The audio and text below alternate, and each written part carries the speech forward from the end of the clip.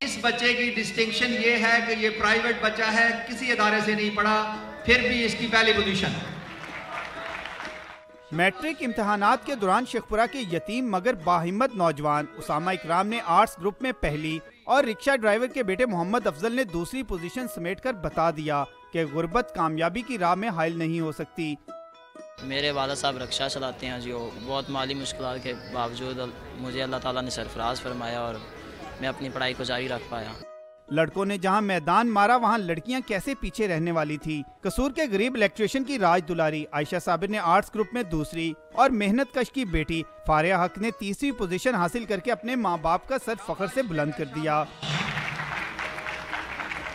Second position لی ہے، میرے پاپا محنت مزدوری کرتے ہیں۔ تھرڈ پوزیشن لی ہے اور میرے والد صاحب محنت مزدوری کرتے ہیں اور ان کی محنت کے سبب میں اس مقام پر پہنچوں اور اللہ تعالیٰ کا بہت شکر ہے۔